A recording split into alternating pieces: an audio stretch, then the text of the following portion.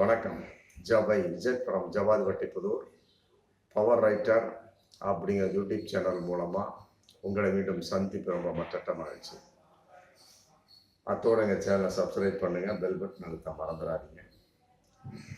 அத்தோட எல்லாத்துக்கும் ஷேர் பண்ணுங்கள்.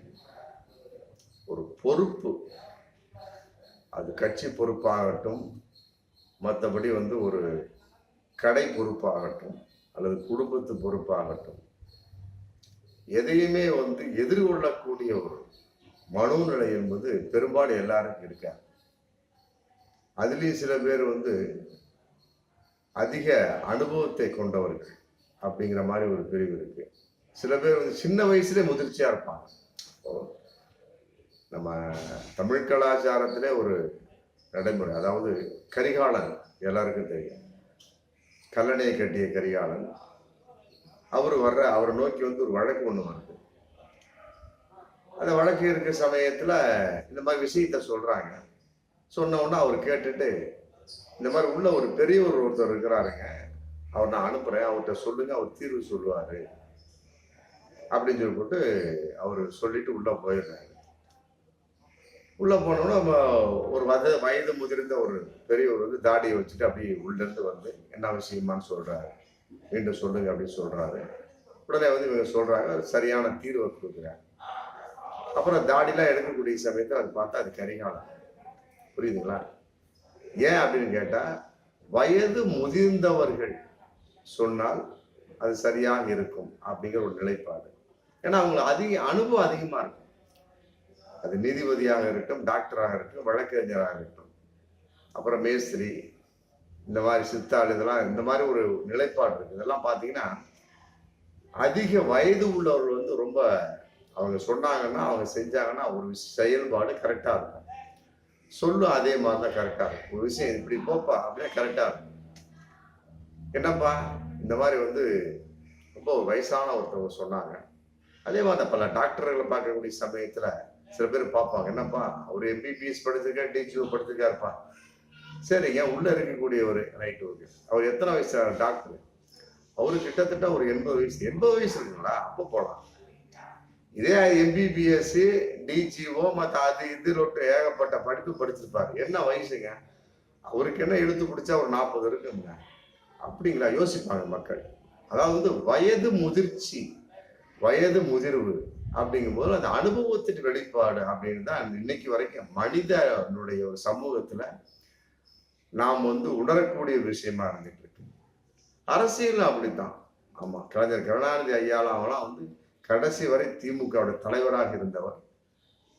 அதே மாதிரிதான் பெரியார். அவங்க அவங்க தனி கட்சி, அவங்க அரசியலுக்கு வர மாட்டாங்க. கடைசி வரைக்கும் அந்த திராவிட கழகத்தினுடைய ஒரு வெளிப்பாடு. கடைசி வரைக்கும் அவர் ஒரு போராடி கொண்டிருந்த மிகப்பெரிய அற்புதமான ஒரு தலைவர் அவங்களாம். அவங்களாம் இருந்தாங்க அப்படின்னா மிகப்பெரிய ஒரு அனுபவத்தின் வெளிப்பாடு. ஆமா, அறிவு ஒரு பக்கம் இருந்தாலுமே கூட அனுபவத்தின் வெளிப்பாடு. ஆனா அனுபவம் ரொம்ப குறைவு. வயசும் ரொம்ப கம்மி. ஆனா முதிர்ச்சி அதிகம் அப்படின்னா அதை நம்ம உதயநிதி ஸ்டாலின் தான் சொல்ல முடியும். அந்த அளவுக்கு அவர் ஆரம்பத்துல ஒரு நடிகனாக வந்தார். இருக்கக்கூடிய சமயத்துல அதுல பலவிதமான கருத்துக்கு, அதெல்லாம் நம்ம டக்குன்னு ஒரு வார்த்தையை எடுத்துக்கொள்ள முடியாது. அதுக்கு பின்னாடி எம்எல்ஏ மாறினாரு. மாறின உடனே அவர் நிலைப்பாடு பயங்கரமா இருந்தது. ட்ரிப்ளிகேட் சேப்பாக்கத்துல. ஆமா, ஒரு அம்மா பேட்டி கொடுக்குறாங்க. கக்கூசு பாத்ரூமுங்க, ரொம்ப நாளா பூட்டி கிடக்கு, ஒரே நாத்தம். அதுக்கு நாங்க பக்கத்திலே போக மாட்டோம். இவர் அப்படி ஓப்பன் பண்ணி திறந்து உள்ள போய் பார்த்துட்டு வர்றாருன்னா பாருங்க. அப்படி அந்த அம்மாவை பரிதாபப்படக்கூடிய ஒரு மாதிரி பேட்டி கொடுக்குறாங்க. அந்த மாதிரி அதையும் திறந்து பார்த்தேன். இன்னைக்கு சேப்பாக்கம் ட்ரிப்ளிகேனை தன் கையில் வைத்திருக்கக்கூடிய ஒரு ஒப்பற்ற ஒரு போராளி, ஒரு தலைவர், இப்போதைய ஒரு துணை முதல்வர். அந்த மாதிரி பல விஷயம். அதே மாதிரி பலவிதமான ஒரு கருத்தின் வெளிப்பாடு, தன் நிலைப்பாடு அப்படிங்கிறப்ப தான் யார் என்பதை காண்பிக்க வேண்டுங்கிறது ஒரு விதமா இருந்தாலுமே கூட அதை அனுபவத்தின் வெளிப்பாடா காண்பிப்பது வேறு விதம், அறிவின் வெளிப்பாடா காண்பிப்பது ஒரு விதம். அந்த மாதிரி பலவிதமான கருத்தில் இருக்கக்கூடிய சமயத்தில் அனுபவம் இல்லாமல், ஏன்னா அந்த அளவுக்கு மிகப்பெரிய ஒரு வயசுலாம் சொல்ல முடியும் அவருடைய வயசுலாம். இன்னைக்கு வந்து ஒரு துணை முதல்வர் பதவியில வந்து உட்கார வைக்கப்பட்டிருக்கின்றார். ஃபர்ஸ்ட் தான் சொன்ன மாதிரி எம்எல்ஏ வந்தாரு, அப்புறம் அமைச்சரானாரு. அவருடைய இதை பார்த்து அமைச்சரானாரு. அந்த அமைச்சர் பொறுப்பிலே வந்து ஒரு மிகப்பெரிய ஒரு உலக சாதனையான பல நிகழ்வுகளை நிகழ்த்தினார். விளையாட்டு சம்பந்தப்பட்ட வகையில் ரேஸ்காரெல்லாம் கொண்டு வந்து சப்ஜெக்ட் பண்ணார். இன்னைக்கு வந்து துணை முதல்வராக வந்து பதவியில் உட்கார வைக்கப்பட்டிருக்கிறார். ஆமா, அவர் உட்கார்ந்தார்னா சொல்ல முடியாது. துணை முதல்வர் பதவியில் உதயநிதி ஸ்டாலின் உட்கார்ந்தார் அப்படிலாம் சொல்ல முடியாது. உட்கார வைக்கப்பட்டிருக்கிறார். உட்காருவதற்கு உட்கார வைக்கப்பட்டிருக்கு பலவித விஷயம் இருக்கு. எடுத்தோம்னா ஒரு திமுக வந்து அவ்வளவு ஒரு மிகப்பெரிய ஒரு உயர்வான பதவியெல்லாம் கொடுத்துட முடியாது. இன்னைக்கு அடிமட்ட தொண்டனாவே இருந்துட்டு இருக்கிறான். சில பேர் எம்எல்ஏ எம்பி மாறி போயிட்டு இருக்கிறாங்க. அது சில பேர் நிலைப்பாடு கருத்து அதுக்கு தான் மாதிரி பணமும் வேணும். திமுகனாலே பணம் தான் வேணும். இதெல்லாம் நிறைய விஷயம் இருக்கு.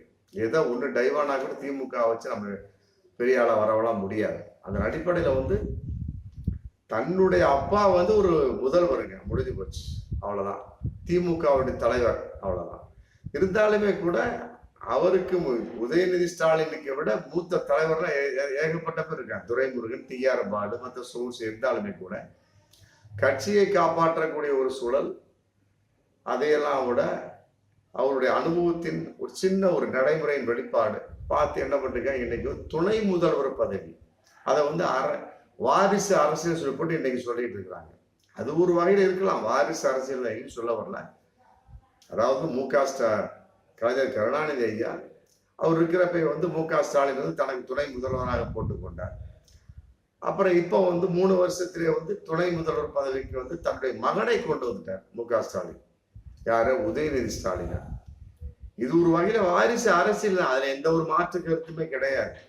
இருந்தாலும் வந்து அதற்கு தகுந்த மாதிரி ஒரு முகம் வேணும், அதுக்கு தகுந்த மாதிரி ஒரு ஆள் வேணும் இல்லையா? ஏன் துரைமுருகன் இல்லையா? டிஆர் பாலு இல்லையா?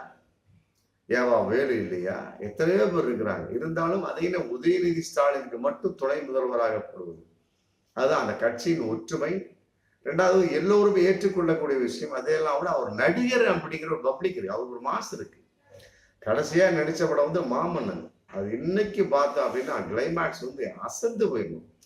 அதனால அந்த படத்தை பார்த்துட்டு என்ன சாதி மத இதை கொண்டு போயிட்டு இருக்காரு, ஸ்டூல்ல உட்காராத அப்படின்னு கொண்டு போயிட்டு இருக்காங்க. மற்றபடி ஒரு சில ஸ்கிரீன் பிளே வந்து புதுசா இருந்தாலுமே கூட பழைய டைலாக் தான், அவ்வளவு பெரிய விஷயம்லாம் கிடையாது.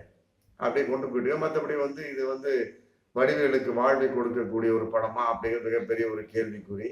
மற்றபடி நகைச்சுவையா நடிகனாக இருந்த ஒரு தருணம் வந்து இன்னைக்கு வந்து ஒரு குணச்சித்திர நடிகராக முக்கியமான கதாபாத்திரம் கொண்டு வந்துட்டாங்க அப்படிங்கிற மாதிரி தான் தெரிஞ்சதை ஒழிய நான் அப்படியே தான் உட்காந்துட்டு இருந்தேன். அப்புறம் இடைவேளை போட்டாங்க, அதுக்கு பின்னால் படம் அப்படியே போயிட்டு இருந்தது. கொஞ்சம் சுவாரஸ்யமா இருந்தாலும் நார்மல் படம் தான் அப்படின்னு நினைச்சிட்டு இருந்தேன். ஆனா கடைசி காட்சி வந்து என்னை அசத்திருச்சு. ஆமா, ஒரு சட்டசபை காமிப்பாங்க, காட்டினோன்னு சட்டமன்றத்தின் தலைவர் வந்து கொண்டிருக்கிறார், அப்படி எல்லாரும் எதிர்த்து நிற்பாங்க. நின்ற உடனே பார்த்தா வடிவேல் வருவார். நான் அசந்தே போயிடுவேன். அதை வந்து அப்படியே அந்த டைரக்டர் வந்து அமைதியா கமுக்கமா மறைச்சு அப்படியே அதை கொண்டு போனது ரொம்ப பெரிய விஷயம். அந்த படம் வந்து அந்த மாமன்னனுங்கிற படம் வந்து உதயநிதி ஸ்டாலினோட வடிவேலுக்கு தூக்கி விட்டாலுமே கூட அதன் வெளிப்பாடாவது உதயநிதி ஸ்டாலின் ஏகப்பட்ட படங்கள் புக்காச்சு. இருந்தாலுமே இது கடைசி படம் சொல்லிட்டு விளக்கிட்ட காரணம் என்ன, அதுக்கு அடுத்து ரெடியா இருக்கு அமைச்சர் போஸ்ட், அப்புறம் அதுக்கு பின்னால துணை முதல்வர் போஸ்ட். அதையெல்லாம் விட ஸ்டாலின் உடல்நிலை காரணம் சரியில்லை அப்படிங்கிற மாதிரி ஒரு வதந்தியா, அது உண்மையா, அது அப்புறம் எல்லாருக்குமே உடலையா பேசிட்டு இருக்க. எனக்கு கூட சில உடல் உபாதைகள் இருக்கு, கேட்டுட்டு இருக்க உங்களுக்கு கூட சில உடல் உபாதைகள் இருக்கத்தான் செய்யும். அதெல்லாம் வந்து மனுஷனா தான் நோய் இருக்கத்தான் செய்யும். ஆனா வந்து என்ன செயல்பாடு, ஒரு பொறுப்பை கொடுத்துட்டோம்னா அவங்க வந்து ஒழுங்கா செஞ்சுட்டு இருக்காங்களா அப்படிங்கிறத நம்ம பார்க்கணும். முதலமைச்சரா வந்து இன்னைக்கு வந்து சாவியை வந்து மக்கள் கொடுத்துருக்கலாம், 40க்கு 40 நாடாளுமன்றத்தில் கொடுத்துக்கலாம். ஆனா ஒழுங்கா செயல்படுறாரு, முடிஞ்சு போச்சு.